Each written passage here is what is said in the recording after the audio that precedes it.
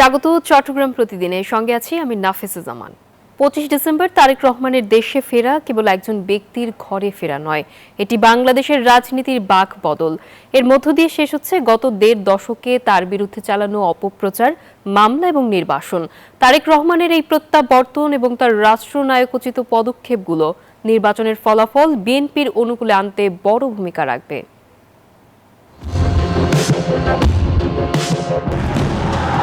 24 July গণঅভ্যুত্থানে fascist Sheikh হাসিনার পতনে বদলে গেছে রাজনীতির গতিপথ।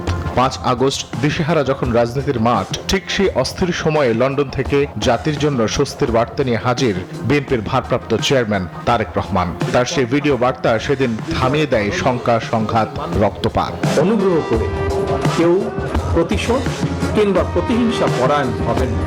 তারেক রহমানের নেতৃত্বে এই সময়ে বিএনপি সমুন্নত রেখেছে দেশ ও দেশের স্বাধীনতা। বাংলাদেশের রাজনীতির এই প্রাণকেন্দ্র নিয়ে সম্প্রতি কভার স্টোরি করেছে ব্রিটিশ ম্যাগাজিন দ্য উইক, যার শিরোনাম ডেস্টিনিস চাইল্ড বা নিয়তির সন্তান তারেক রহমান।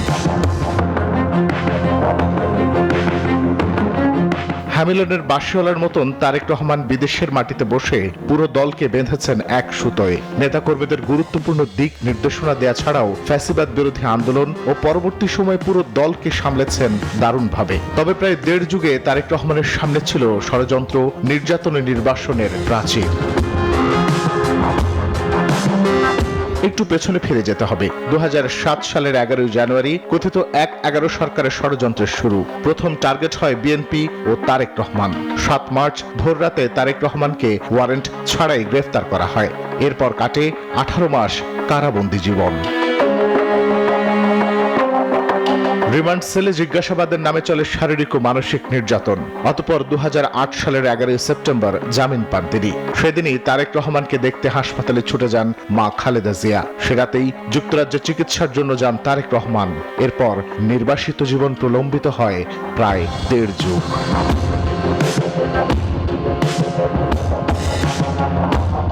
এখানেই শেষ নয়। 1-11 সরকারের পদাঙ্ক অনুসরণ করে তারেক রহমানকে রাজনৈতিক অঙ্গন থেকে সরাতে সচেষ্ট ছিল আওয়ামী লীগ সরকার। তারা জানত ফ্যাসিবাদী শোষণ চালাতে হলে সামনে বড় বাধা তারেক রহমান। তাই আদালতকে ব্যবহার করে গণমাধ্যমে নিষিদ্ধ করা হয় ভাষণ প্রচার। এরপর একের পর এক চাপতে থাকে বানোয়াট ও ভিত্তিহীন মামলার পাহাড়। রাজনৈতিক প্রতিহিংসার শিকার তারেক রহমানের বিরুদ্ধে এসব মামলা পরবর্তীতে মিথ্যে প্রমাণিত হয়। প্রিয় বাংলাদেশ, প্রিয় বাংলাদেশের মুক্তিকামী জনতা, আসসালামু আলাইকুম। চিকিৎসার জন্য লন্ডনে গেলেও রাজনীতি থেকে কখনো সরে যাননি তিনি। নানা ষড়যন্ত্রের মাঝেও আজ অবধি দলকে একীভূত করে রাখতে পারাই এর বড় প্রমাণ। জনগণের সুখে দুঃখে জনগণের সঙ্গে থাকুন, পাশে থাকুন। যার ফলশ্রুতিতে তারেক রহমানের অপেক্ষায় নেতাকর্মীরা প্রহর গুনেছে 6320 দিন। অর্থাৎ প্রায় দীর্ঘ 17.5 বছর পর দেশে আসছেন বিএনপির এই কাণ্ডারি। গণতন্ত্র আর সুশাসন প্রতিষ্ঠার স্বপ্নযাত্রায় সারা দেশ তাকিয়ে থাকবে 2025 সালের 25 ডিসেম্বর দিনটাতে, যে দিনটা তার স্বদেশ প্রত্যাবর্তনের। রেশাদ হাসান, নিউজ 24, ঢাকা। তারেক রহমানকে বরণ করতে সব ধরনের প্রস্তুতি প্রায় শেষ করেছে বিএনপি। এ বিষয়ে বিস্তারিত জানাতে রাজধানীর বসুন্ধরা স্মার্ট সিটির পাশে 300 ফিট সড়ক থেকে আমাদের সঙ্গে যুক্ত হচ্ছেন সহকর্মী জুবায়ের সানি। সানি, সংবর্ধনা মঞ্চের কাজ এখন কোন পর্যায়ে রয়েছে, নেতাকর্মীরা কি বলছেন, আমাদেরকে বিস্তারিত জানাবেন।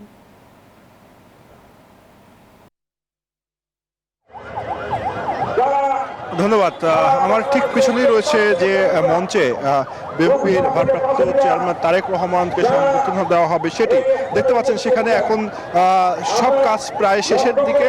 এখন যে কাজটি করা হচ্ছে, যে নেতাকর্মীদের একদম মঞ্চের সামনে থেকে সরিয়ে দেওয়ার কাজটি করা হয়েছে এবং একই সঙ্গে পুরো জায়গাটির মঞ্চের সামনে যে জায়গাটি রয়েছে সেই জায়গাটি এখন নিরাপত্তা বাহিনী পুরোপুরি নিয়ন্ত্রণে নিয়েছে।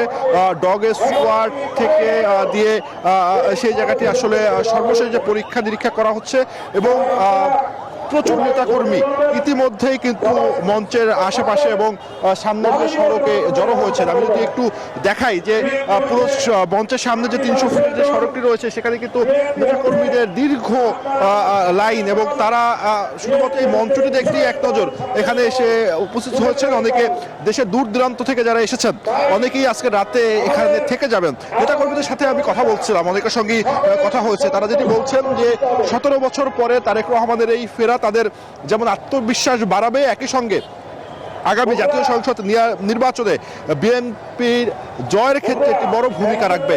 তারা এই দিনটির অপেক্ষায় ছিলেন বহু বছর। জানেন যে তারেক রহমান তিনি লন্ডনে চিকিৎসার উদ্দেশ্যে যাওয়ার পরে তাকে আর দেশে ফিরতে দেওয়া হয়নি। অতীত আওয়ামী লীগ সরকারের সময়ও নানা মামলা দিয়ে তাকে মামলার রায় দিয়ে তাকে আটকে রাখা হয়েছিল, এবং অবশেষে তিনি 17 বছর পরে যে দেশে ফিরলেন। আগামীকাল 11:50 তার যে ফ্লাইট সেটি ঢাকায় পৌঁছাবে। এরপরে কিন্তু তিনি এই যে মঞ্চে সেখানে সংবর্ধনা নিয়ে তারপরে তার মা বেগম খালেদা জিয়াকে দেখতে এবারকার হাসপাতালে যাবেন। তো এই ছিল আমার কাছে 300 ফিট সড়ক থেকে সর্বশেষ তথ্য। সানি, আপনাকে ধন্যবাদ। বাংলাদেশ নৌবাহিনীর বাৎসরিক টেনিস ও স্কোয়াশ প্রতিযোগিতা 2025-এর সমাপনী অনুষ্ঠান সম্পন্ন হয়েছে। চট্টগ্রামস্থ বা নৌজা ইসা খানে এরিয়া টেনিস ও স্কোয়াশ কমপ্লেক্সে এই প্রতিযোগিতা সম্পন্ন হয়। নৌ ক্রীড়া নিয়ন্ত্রণ বোর্ডের তত্ত্বাবধানে বানৌজা ইসা খানের সার্বিক ব্যবস্থাপনায় 7 দিনব্যাপী আয়োজিত এই প্রতিযোগিতায় কমান্ডার ঢাকা নৌ অঞ্চল, কমান্ডার চট্টগ্রাম নৌ অঞ্চল, কমান্ডার খুলনা নৌ অঞ্চল, কমান্ডার বি এন্ড ফ্লিট এবং এরিয়া সুপারিনটেন্ডেন্ট ডক ইয়ার দলের 48 জন পুরুষ ও 14 জন মহিলা কর্মকর্তা অংশগ্রহণ করেন। অনুষ্ঠানে প্রধান অতিথি হিসেবে উপস্থিত ছিলেন নৌবাহিনী প্রধান অ্যাডমিরাল এম নাজমুল হাসান। বিশেষ অতিথি হিসেবে ছিলেন বাংলাদেশ নৌবাহিনী পরিবার কল্যাণ সংঘের প্রেসিডেন্ট নাদিয়া সুলতানা। বিজয়ীদের হাতে পুরস্কার তুলে দেন। আসন্ন ত্রয়োদশ জাতীয় সংসদ নির্বাচনে বিএনপির জোটগতভাবে ছেড়ে দেয়া ব্রাহ্মণবাড়িয়া 2 আসন থেকে স্বতন্ত্র প্রার্থী হিসেবে মনোনয়ন ফর্ম সংগ্রহ করেছেন বিএনপির আন্তর্জাতিক বিষয়ক সহ সম্পাদক ব্যারিস্টার রুমিন ফারহান। বুধবার দুপুরে সরাইল উপজেলা নির্বাহী কর্মকর্তা ও সহকারী রিটার্নিং কর্মকর্তার কার্যালয় থেকে রুমিন ফারহানের পক্ষে সরাইল উপজেলা যুবদলের সাবেক সাংগঠনিক সম্পাদক আলী হোসেন মনোনয়ন ফর্মটি সংগ্রহ করেন। এই ছিল এখনকার সংবাদে। এতক্ষণ সঙ্গে থাকার জন্য ধন্যবাদ।